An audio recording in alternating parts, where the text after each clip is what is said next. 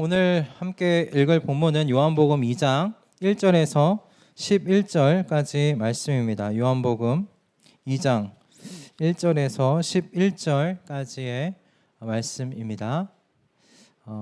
성경 펴시거나 혹시 말씀 동행 있으시면 펼치시면 본문이 나와 있습니다. 요한복음 2장 1절로부터 11절까지의 말씀 제가 봉독하도록 하겠습니다. 사흘째 되는 날에 갈릴리 가나에 혼인잔치가 있었다. 예수의 어머니가 거기에 계셨고 예수와 그의 제자들도 그 잔치에 초대를 받았다. 그런데 포도주가 떨어지니 예수의 어머니가 예수에게 말하기를 포도주가 떨어졌다 하였다. 예수께서 어머니에게 말씀하셨다. 여자여, 그것이 나와 당신에게 무슨 상관이 있습니까? 아직도 내 때가 오지 않았습니다. 그 어머니가 일꾼들에게 이르기를 무엇이든지 그가 시키는 대로 하세요 하였다. 그런데 유대 사람의 정결 예법을 따라 거기에는 돌로 만든 물 항아리 6이 놓여 있었는데 그것은 물 2-3 동이들이 항아리였다. 예수께서 일꾼들에게 말씀하셨다. 이 항아리에 물을 채워라. 그래서 그들은 항아리마다 물을 가득 채웠다. 예수께서 그들에게 말씀하시기를 이제는 떠서 잔치를 맡은 이에게 가져다 주어라 하시니 그들이 그대로 하였다. 잔치를 맡은 이는 포도주로 변한 물을 맛보고 그것이 어디에서 났는지 알지 못하였으나 물을 떠온 일꾼들은 알았다. 그래서 잔치를 맡은 이는 신랑을 불러서 그에게 말하기를 누구든지 먼저 좋은 포도주를 내놓고 손님들이 취한 뒤에 덜 좋은 것을 내놓는데 그대는 이렇게 좋은 포도주를 지금까지 남겨두었구려 하였다. 예수께서 이 첫 번째 표징을 갈릴리 가나에서 행하여 자기의 영광을 드러내시니 그의 제자들이 그를 믿게 되었다. 아멘. 오늘 이 본문 말씀을 가지고요, 자기의 영광을 드러내시니 라는 제목으로 은혜를 좀 함께 나누기를 원합니다. 여러분, 그 사면초가라는 사자성어들 다들 아시죠? 여러분, 근데 그 사자성어가 어떻게 유래되었는지는 혹시 아십니까? 네, 다들 고개를 끄덕이시는 분도 있고 가로지는 저도 몰랐습니다. 이번에 찾아보면서 알았어요. 이 사자성어가 유래된 것이 그 초나라의 항우와 그 한나라의 유방의 그 마지막 전투였던 해야 전투라는 것에서부터 이렇게 유래되었다라고 하더라고요. 그 해야 전투에서는 유방이 승리한 전투인데 유방이 그곳에서 자신의 그 많은 군사로 항우를 포위하고서 심리전을 펼쳤었습니다. 거기서 그 심리전을 펼쳤던 것이 초나라 노래를 부르도록 한 것이에요. 요즘에 우리가 이제 휴전선에서 남쪽에서 북쪽으로 이렇게 뭔가 계속 그 방송을 하지 않습니까? 비슷한 것이에요. 그래서 초나라의 군인들이 있는 곳을 향해서 초나라의 노래를 부르게 했었던 것이에요. 왜 그랬을까요? 이 전투에 지쳐 있는 병사들이 초나라 자신 고향의 노래를 들었을 때 어떻겠어요? 향수병이 발동했겠죠. 그래서 향수병을 일으켜서 사기를 떨어뜨리려는 작전이었는데 그 작전 그대로 되어서 결국 항우의 진영에서 많은 탈영병이 생기기 시작했고 그래서 이 전투를 결국 이 유방이 승리로 가져가게 되었어요. 그렇게 초안 전쟁이 끝납니다. 근데 여기서 사면초가에서 이 초가가 초나라의 노래라는 의미에서의 초가예요. 그래서 이 사면초가가 이 해야 전투에서 유래되었다. 라고 이렇게 하고 있습니다. 인생길을 걷다가 보면 이 사면초가와 같은 상황을 만나게 되는 것 같아요. 적지 않은 분들이 인생길 중에 정말 이 사면초가와 같은 상황을 맞닥뜨리게 됩니다. 만나면 안 되는 것 아니면 좀 피하면 좋은데 인생길에 꼭 한 번씩 만나게 되는 경우들이 있는 것 같아요. 정말 누군가 하늘에서 사면이 다 막혀서 하늘에서 구원해주지 않으면 구원받을 수 없는 그러한 상황을 이렇게 겪게 되는 것 같아요. 그런 분들을 주변에서 가끔 보게 됩니다. 종종은 아니지만 가끔 만나게 됩니다. 이와 같은 상황 속에 놓인 분들에게 여러분 어때요? 예수님을 소개하실 수 있으세요? 예수님을 소개하실 수 있으신가 하는 것입니다. 만약 예수님을 소개하신다면 왜 예수님을 소개하실 수 있으실까요? 아니면 내가 그런 사면 초가와 같은 상황에 있을 때 그럼 나는 왜 예수님을 의지할 수 있을까 하는 거예요. 의지하는 이유가 무엇이냐라는 것입니다. 요한복음에 기록된 이 예수님의 공생의 사역의 첫 표적이 이 지금 가나 혼인잔치의 이야기인데요. 이 사면초가 같은 상황 속에 놓인 분들에게 예수 그리스도를 소개하며 때로는 내가 그 사면초가의 상황 가운데 속해서 예수 그리스도를 의지해야만 할 때 왜 내가 예수님을 소개할 수 있는지, 왜 내가 예수님을 의지할 수 있는지에 대한 그 이유를 깨닫게 해주는 귀한 말씀이라고 저는 묵상하게 되었습니다.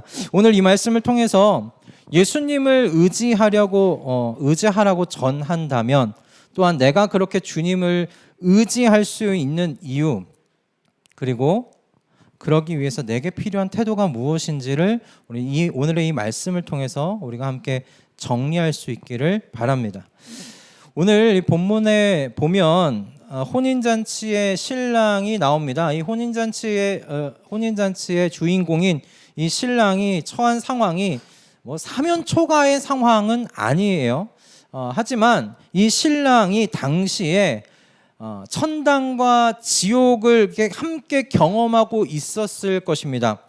가장 기쁘고 즐거워해야 하는 이 결혼 축하연이 자칫 잘못하면 신부 측의 친척들로부터 소송을 당해서 오랜 기간 수치를 당하거나 아니면 송사까지 나아가게 되는 그런 상황 가운데 지금 맞닥뜨린 그런 위기 가운데 처했던 것이 지금 이 결혼 축하연 나와 있는 신랑의 모습입니다.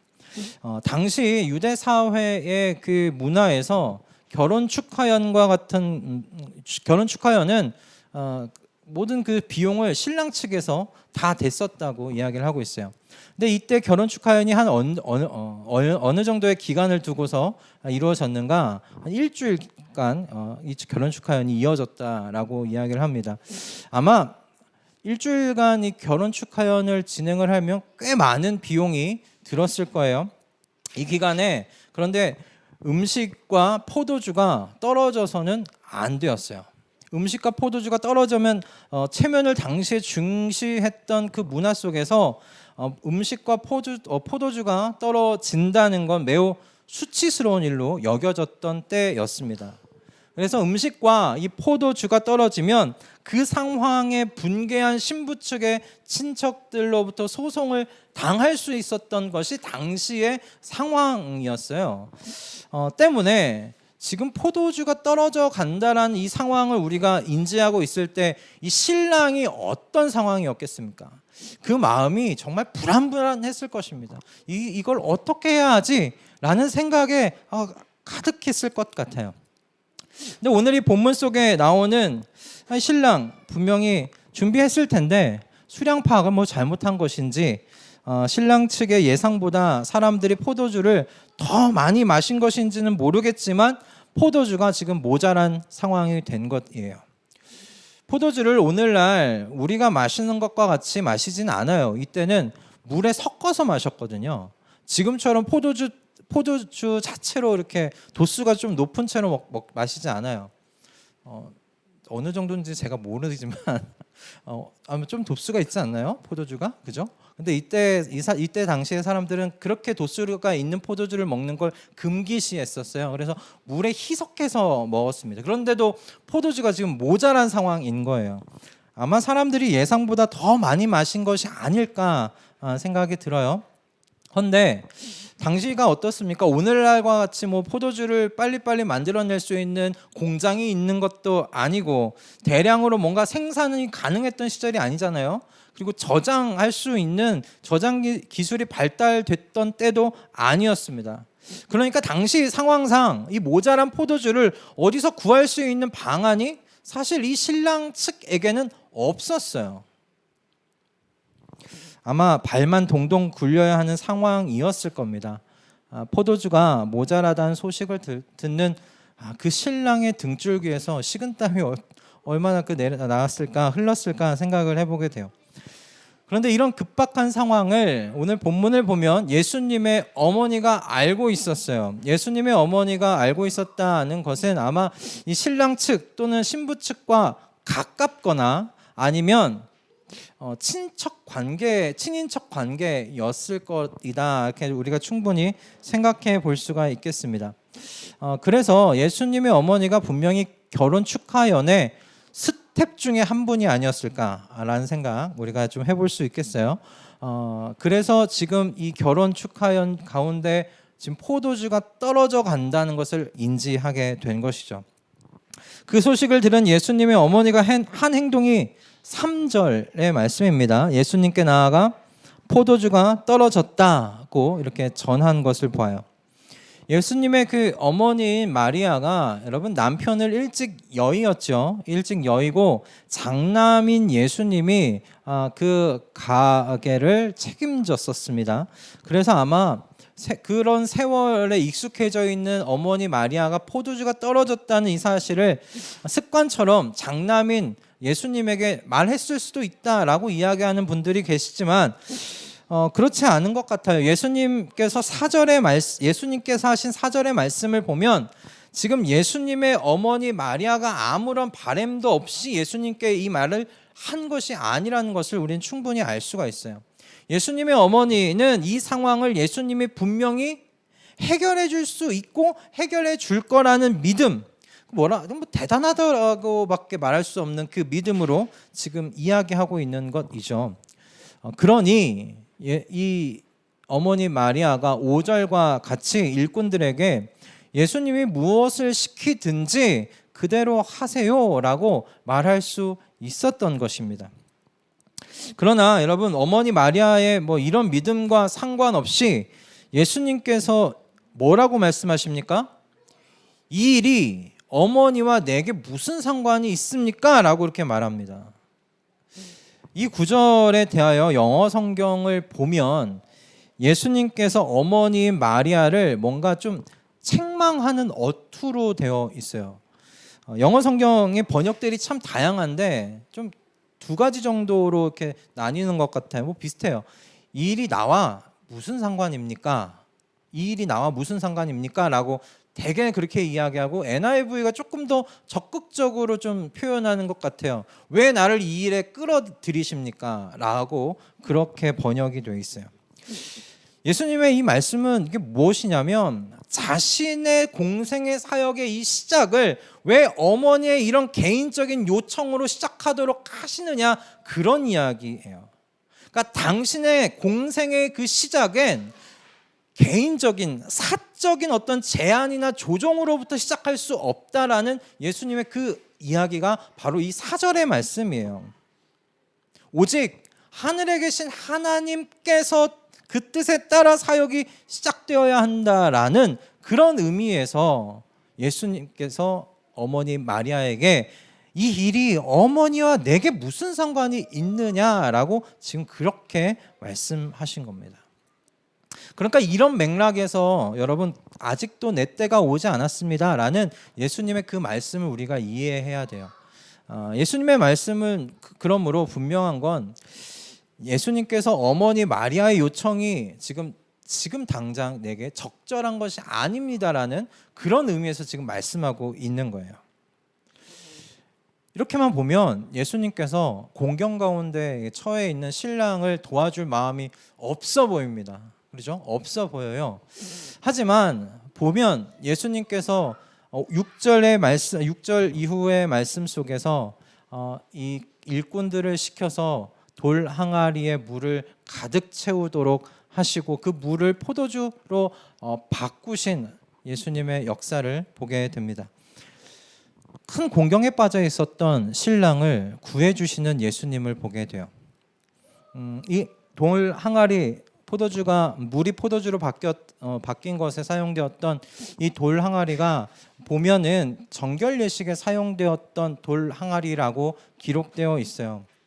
그것에 물을 담고 포도주로 이렇게 변하게 하신 것을 보게 됩니다. 아마도 근데 이 모습을 당시 혹시 그 잔치 자리에 바리새인들이 있었고 그 바리새인들이 그 모습을 보았다면 매우 분개하였을 것이에요.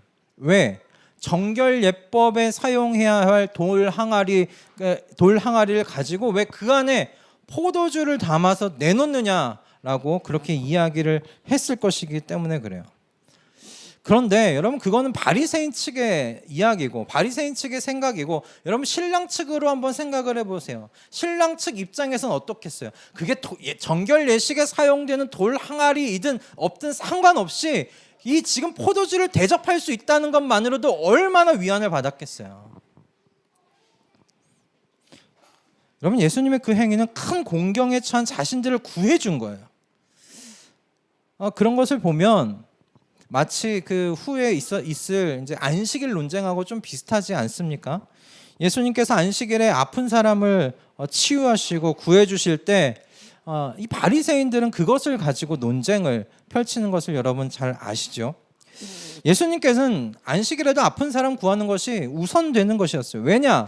안식일은 사람을 위한 것이지 안식일이 사람이 안식일을 위해 있는 것이 아니라고 그렇게 예수님께서 말씀하세요. 그런데 바리새인들은 다른 생각이죠. 안식일엔 아무 일도 하지 말라고 했던 그 율법, 그 법도를 지켜야 한다. 그러니까 오랜 아픔 속에 살아왔던 그 사람의 아픔일지라 하더라도 하루 좀 참으면 어떠냐라는 거죠. 야, 지금까지 아팠잖아. 지금까지 힘들었잖아. 그러면 뭐 하루 정도 좀 더 아프다고, 하루 정도 조금 더 불편하다고 그것이 무엇 대수로운 것인가? 법 지키는 게 더 나은 것이지, 그것이 더 중요한 것이지, 그렇게 말하는 것이 바리새인들의 이야기였잖아요. 예수님은 달랐습니다. 예수님은 그렇지 않았어요. 예수님은 그것이 하나님의 뜻이 아니라고 생각하셨어요. 하나님의 뜻은 사람들이 지금 당장 그 병에 묶인 것으로부터 해방되는 것, 자유롭게 되는 것, 그것이 하나님의 뜻이라고 말씀하셨고, 그래서 안식일에도 사람들을 고치셨어요. 묶인 것에서 자유롭게 해주셨어요. 저는 가나 혼인 잔치에서 보여주신 이 예수님의 이 표적에서처럼 공경에 빠진 자, 공경에 처한 자를 저는 불쌍히 여기시는 그 하나님의 성품이 바로 이 표적에서 드러나고 있다라고 저는 그렇게 생각했습니다. 여러분, 예수님께서요, 모른 척 하셨어도 괜찮았어요. 모른 척 하셨어도 됐어요. 그렇게 하셨어도 아무도 예수님을 비난할 사람이 없습니다. 결혼 축하연 제대로 준비하지 못한 신랑 측의 문제 아니겠습니까? 누구나 다 신랑 측이 잘못했다고 이야기할 것이지 예수님께 뭐라고 할 사람은 없습니다. 그러므로 잘못한 신랑 측이 그냥 비난을 받고 수치를 당하게 그냥 놔두었어도 괜찮은 일이었어요. 그러나 예수님께서요, 그 신랑을 그 수치와 모욕 당함으로부터 건져주고 계신 거예요. 모른 척하지 않으셨어요. 불쌍히 여기셔서 그를 건져주셨어요. 사도 요한이 이 11절에서 예수님께서 이 혼인잔치에 물을 포도주로 변하게 하신 여러분 그 표징을 보고 통해서 자기의 영광을 드러내셨다라고 이야기를 하고 있습니다. 11절의 말씀이죠. 그리고 제자들이 그 예수님을 보고 믿게 되었다라고 기록하고 있어요. 여러분, 여기서 말하는 예수님의 영광이 무엇이라고 여러분 생각하십니까? 제자들이 봤다는, 그리고 믿었다는 그 예수님의 영광이 무엇이라고 생각하십니까? 물이 포도주가 되게 만든 이 놀라운 능력이라고 여러분 혹시 생각하십니까? 아니면 그 능력을 보고 제자들이 예수님을 그래서 믿게 된 것일까?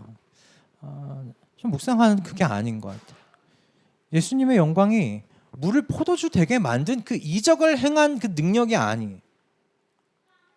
물이 포도주가 되도록 만든 것은 주님의 영광이 아니라 이 예수님을 통해 나타나신 이 지금 긍휼히 여길 자를 긍휼하게 여기시는 이 하나님의 성품이 바로 그분의 영광이시더라는 거예요.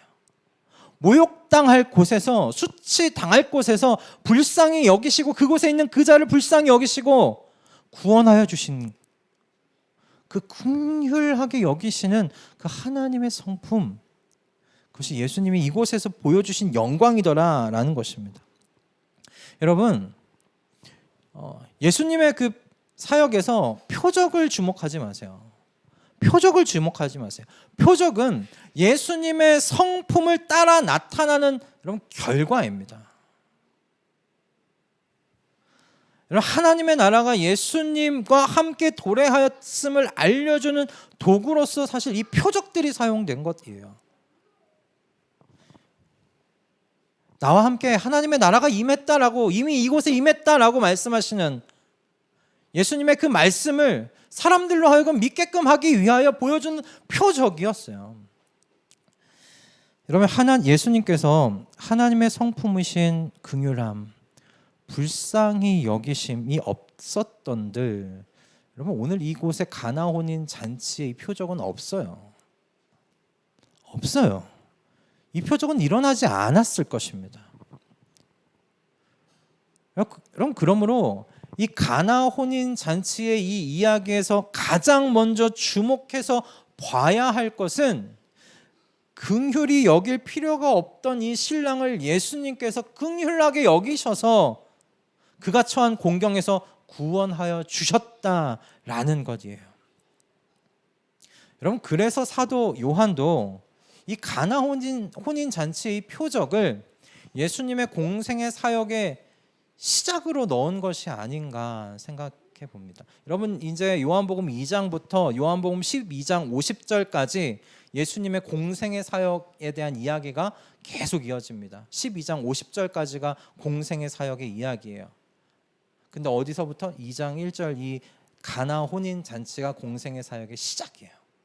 저는 이 시작, 왜 이 예수님께서는 어머니와 내게 이 일이 무슨 상관이 있습니까? 라고 말씀했던 이 표적이 왜 이 공생의 사역의 시작에 들어가는가? 예수님께서 긍휼히 여기셨어요. 구원할 자를 구원하셨어요. 저는 그래서 이 공생의 사역에 가나 혼인 잔치가 들어간다라고 생각합니다. 이번 주 금요일이었어요. 제가 그 매일 오전마다 주님은 나의 최고봉의 말씀을 매일 이렇게 묵상한 것을 조금씩 이렇게 올리고 있잖아요. 금요일 말씀 혹시 여러분 기억하십니까? 전 금요일 묵상에 제 마음에 깊이 박혀서 계속 지워지지가 않아요. 변화산에 대한 묵상이었었는데, 여러분 베드로와 야고보와 요한을 데리고 변화산으로 올라갔을 때 이 베드로와 요한과 야고보의 눈에 비친 예수님은 사실 이 세상의 존재가 아니었잖아요. 그렇죠? 그곳에서 예수님이 모세와 엘리야와 이게 대화를 나누실 때 그분은 정말 빛처럼 밝으셨고 그 옷도 완전히 빛과 같이 하얗게 변하셨어요. 그러니까 이 세상의 존재가 아니셨던 거예요. 저는 그곳에서 그렇게 이 세상의 존재가 아닌 것으로 변하셔서 모세와 엘리야와 만나 이야기를 나누시는 그 예수님을 상상해 보니까, 야, 그 모습이 그 영원 전에 그 하나님 나라에서 이 예수님께서 이렇게 누리셨던 그 모습이었겠다라는 생각이 들었어요. 매일같이 누리셨던 자리였겠다. 그곳이 얼마나 그래서 황홀했으면 베드로가 여기에 초막을 치고 머물게 해달라고 그렇게 예수님께 말했을까, 그런 생각이 드는 거예요. 저는 근데 예수님이라고 다르셨을까 싶은 거예요. 예수님이라고 다르셨을까? 예수님도 그곳이 행복하지 않으셨을까? 그런데 예수님께서 변화산에 머무르지 아니하시고 내려오셨단 말이에요. 변화산에 머무르지 아니하시고 내려오셨어요. 죄로 뒤범벅이 되어 있는 이 세상, 이 산 밑으로 예수님께서 내려오셨어요.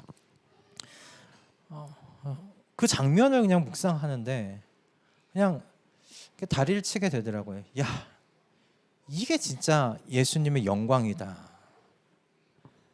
이게 예수님의 영광이다 싶은 거예요. 귀신을 내쫓고 죽은 사람을 살리시고 수많은 표적을 이렇게 행하셨던 그 능력이 영광이 아니라 그 변화산 그 위에서 이 죄 가득한 산 밑으로 내려오시는 그 발걸음 하나하나가 주님의 영광이시겠다.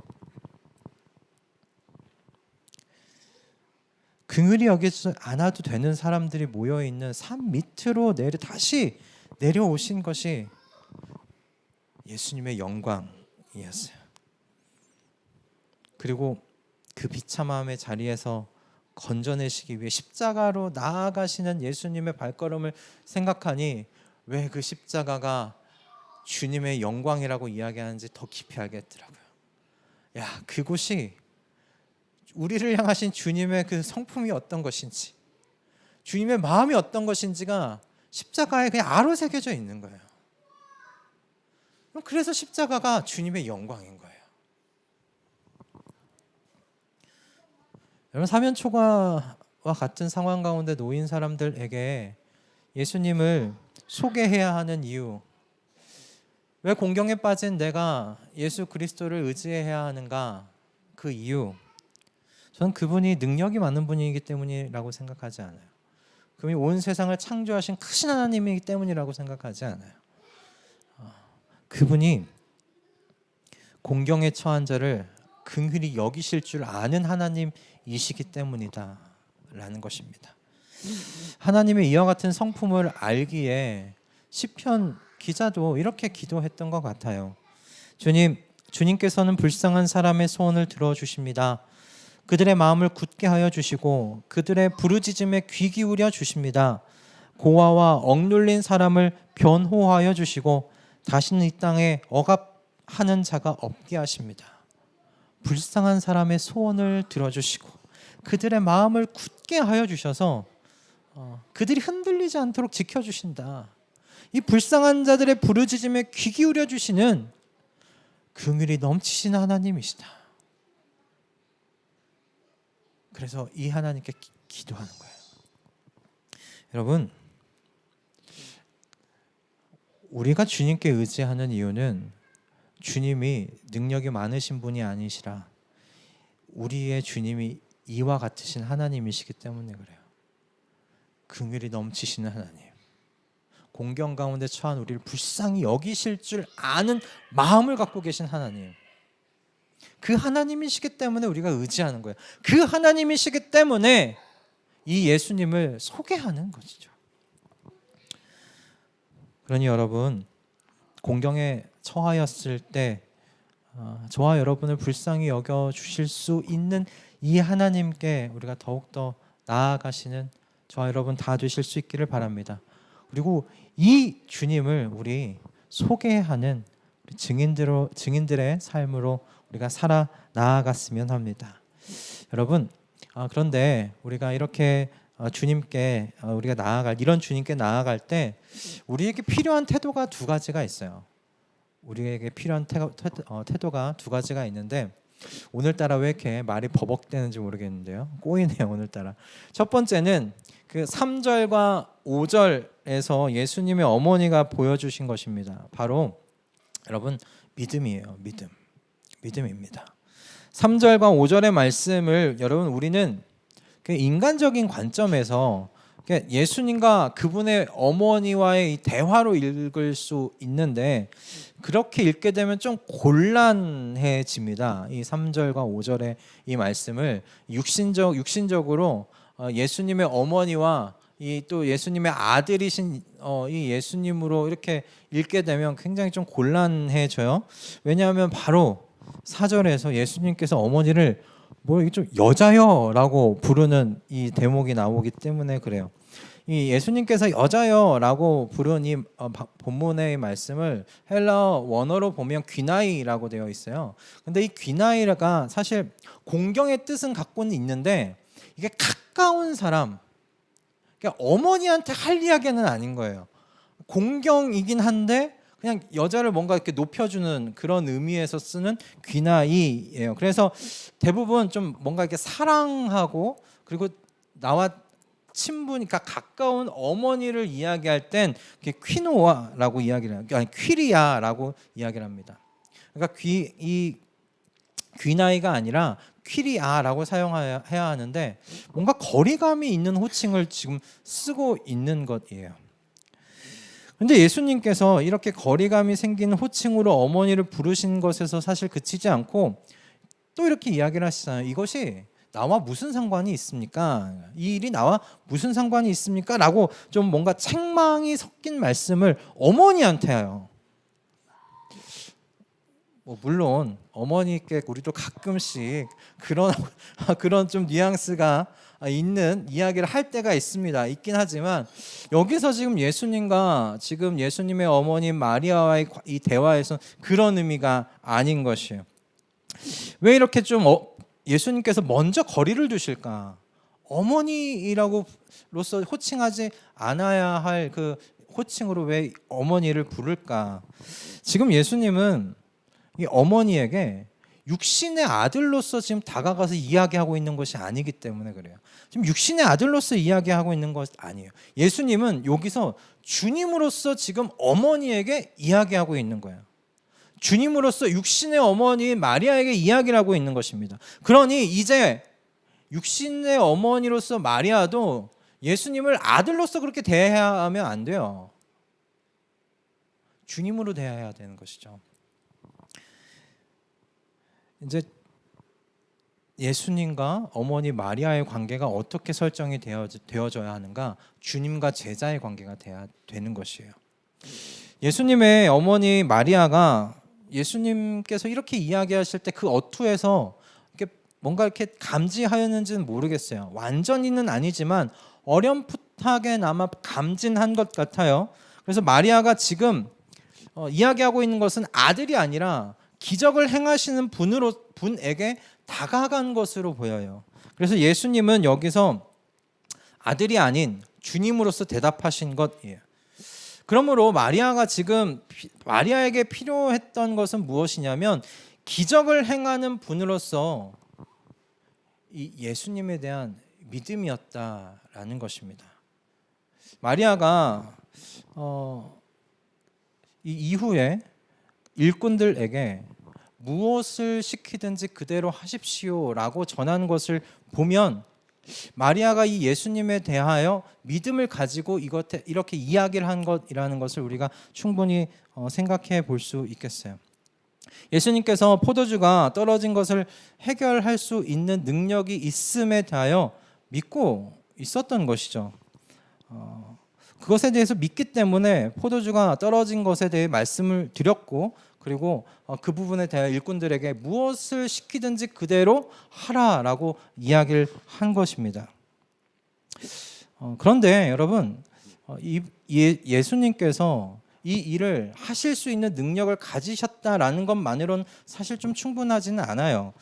도와줄 수 있는 능력이 있더라도 사실 도와줄 마음이 없는 사람이라면 웬만하면 도움 요청하지 않지 않습니까? 너무 급박한 그 상황이 되면 혹시라는 마음을 품고 요청을 할 수도 있어요. 하지만 여러분이 한번 그렇게 들어보십시오. 이 일이 나와 무슨 상관이 있습니까? 라는 이야기를 여러분이 듣는다면 어떻겠어요? 뭔가 그냥 역시나 하고 뒤돌아서지 않겠습니까? 그럼 마리아와 같은 5절의 행위가 나올 수가 없어요.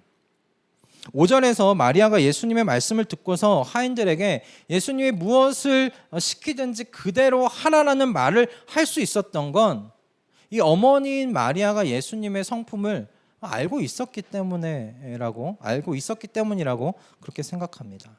그래서 결국 이분이 도와주실 것을 굳게 믿을 수 있지 않았겠나 싶은 것이죠. 그렇지 않았다면 5절과 같이 일꾼들에게 무엇이든지 시키는 대로 하십시오라고 말할 수 없었을 거예요.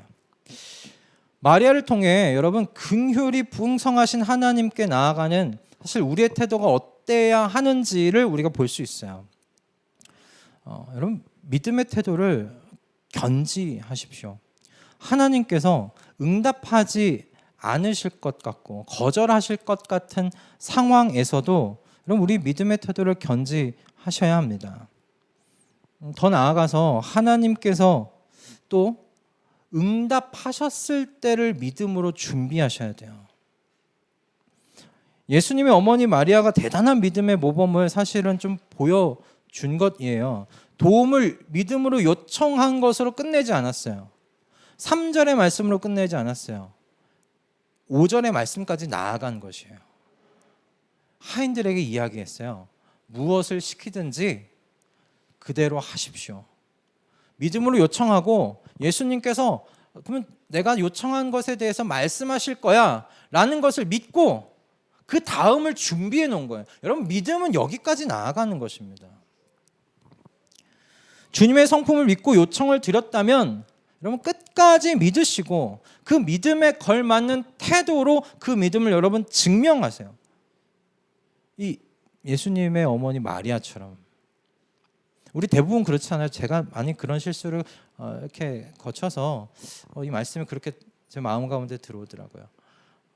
믿음으로 하나님께 요청을 드려요. 근데 거기서 멈춰요. 만약에 이것을 예수님께서 응답하여 주신다면, 이 일을 해결해 주신다면 그 다음에 내가 뭘 해야 될지에 대해서 준비를 안 해놔요. 그건 그때 이루어 주시면 그때 준비해. 그럼 그게 사실 믿는 믿음의 태도인가 라는 생각을 해보게 되는 거예요. 해주시면 좋고 안 해주시면 어쩔 수 없고의 태도가 아닐까요? 그런데 이 예수님의 어머니인 마리아는 해주신다고 믿고 그 다음을 준비해 놓고 있는 거예요. 그러니까 믿는다면 믿음의 태도를 견지하시고 하나님께서 응답해 주실 그 다음을 여러분 생각하고 준비해 놓는 우리 그런 믿음의 태도를 하나님 앞에 보여드릴 수 있는 저와 여러분 다 되실 수 있기를 주님의 이름으로 축복합니다. 그리고 두 번째, 여러분 우리가 보여드려야 할, 준비해야 할 성도의 태도는 무엇이냐면 주님께 전적으로 맡겨드리는 거예요. 맡겨드림입니다. 맡겨드림. 예수님의 어머니인 마리아가 포도주가 떨어졌다는 말씀만 예수님께 사실 드렸어요. 포도주가 떨어졌습니다. 딱 그 한마디 했습니다, 여러분. 더 이상 뭔가 구체적인 요청을 예수님께 하고 있지 않아요.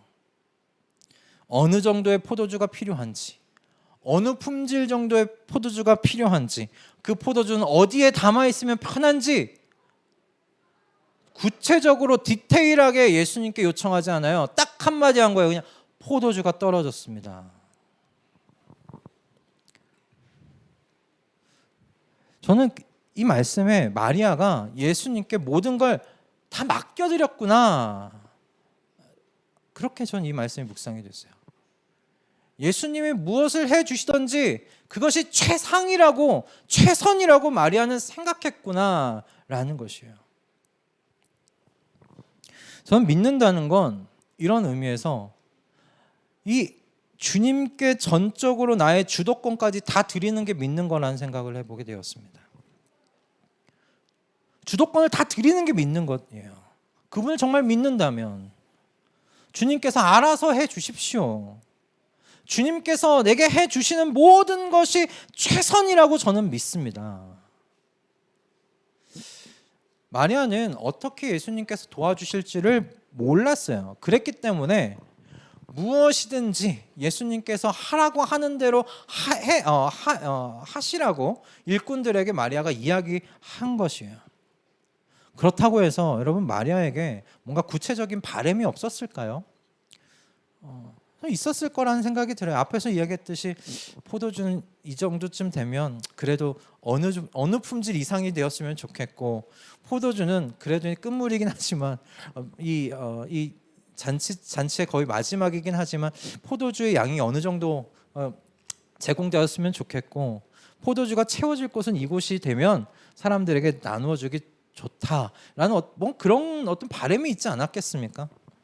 왜 구체적인 바람이 없었겠어요? 근데 저는 마리아는 주님께 모든 걸 다 전적으로 내어드렸어요. 주님께서 알아서 해 주십시오. 알아서 해 주십시오. 주님의 전 성품을 믿는다는 건 그분께 내게 있는 주도권을 내어드리는 것을 포함한다라고 믿습니다. 일의 주도권은 내가 끝까지 가지고 가겠다라는 것은 여러분 그분을 온전하게 믿지 못하는 것과 저는 마찬가지라고 생각해요. 이 일의 주도권을 제가 끝까지 하겠습니다. 그냥 주님은 이 앞에 문만 좀 터주십시오. 막혀있는 사면이 막혀있는데 한쪽만 열어주십시오. 그 다음은 제가 하겠습니다. 그럼 그것이 하나님께 주도권을 내어드리고 그분을 믿는 게 맞나라는 것입니다. 제가 비슷한 실수를 많이 하곤 하는 것 같아요. 그래서 하나님 앞에서 이 어리석음이라는 게 끝까지 주도권을 부여잡고 안 놓는 거예요. 왜 이것이 어리석을까? 이렇게 공경에 처한 것이 대부분은 우리의 뭔가 나의 결정과 나의 선택 때문 아닙니까? 나의 욕심과 욕망이 빚어낸 또는 어떤 실수들이 빚어낸 그런 공경 처할 때가 너무 많아요. 그런데 예수님께 다시 한번 이야기하는, 내게 다시 한번 기회가 있으면 저 다시는 이런 실수 안 할 거예요. 이런 공경에 처하지 않을 거예요. 다시는 똑같은 욕망에 난 빠지지 않을 거예요. 전 그렇게 말하는 것과 똑같다 생각이 들었어요. 그러면 끝까지 핸들을 붙잡고 놓지 않는 것이죠. 디테일하게 하나님께 다 이야기하면 결국 주도권을 내가 잡고 있는 것이에요. 도와주시려면 이렇게 도와주십시오. 문제를 해결해 주시려면 이렇게 해결해 주십시오. 그건 우리가 주도권을 잡고 있는 거나 마찬가지예요. 얼마나 어리석은 일입니까? 그걸 보면서 제 인생의 생각이 났고 결국 그렇게 살다간 다시금 공경에 처하겠구나 생각했어요. 내놓으려면 다 내드려야지.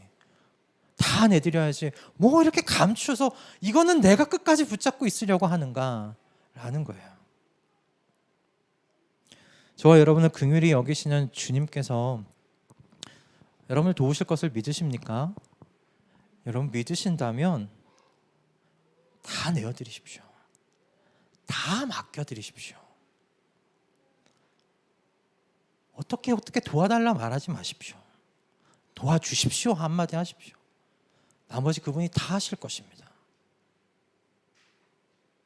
그분이 해주신 것이 최상이라고 믿으십시오. 최선이라고 믿으십시오. 저는 이것이 우리를 불쌍히 여기시는 주님 앞에 나아가면 성도가 가져야 할 태도라고 그렇게 말씀 속에서 묵상하게 되었어요. 주님께서 우리에게 그렇게 말씀하시는 것 같아요.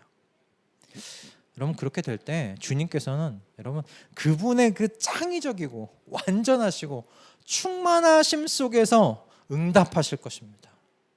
여러분 마리아가 생각이나 했겠습니까? 정결 예식에 사용되는 돌 항아리를 물을 담으시고 그것으로 포도주 만드실 것을 마리아가 상상이나 했겠습니까? 그리고 그 포도주가 대부분 이 잔치의 끝물에는 등급이 낮은 포도주를 내오기 마련인데 최상급의 포도주로 이렇게 이 잔치 자리를 더 기쁘게 만드실 것이라는 걸 이 마리아가 상상이나 했겠습니까? 이런 방법도 창의적이셨고요. 그 잔치 자리를 충만하게 하시는 것도 이 주님의 역사였습니다. 여러분 주님을 믿는다면, 신뢰하신다면 다 그냥 맡기십시오. 다 맡기십시오. 그냥 딱 단순하게 한마디 하면 되는 겁니다. 주님, 제가 지금 힘듭니다. 주님, 제가 지금 어렵습니다. 주님, 주님의 도움이 필요합니다. 뭐 다른 구구절절한 것들이 필요하지 않아요. 주님께서 다 아십니다. 어떤 방법이 최선인지, 어떤 것이 우리에게 최고인지, 무엇이 충만한 것인지 주님께서 다 아십니다. 얼마나 감사합니까? 디테일하게 우리가 생각해서 말하지 않아도 돼요. 그냥 단순하게 주님 앞에 나아가면 됩니다. 어린아이처럼. 어린아이가 뭐 디테일하게 뭐 구구절절 막 이러면서 엄마 아빠 이렇게 찾지 않아요. 아빠 엄마 어디가 다쳤어. 뭐 그렇게 이야기를 하죠. 뭐가 그냥 필요해라고 얘기를 하죠. 어떤 상표에 뭐가 필요하다고 얘기하지 않아요. 저 나이 때는.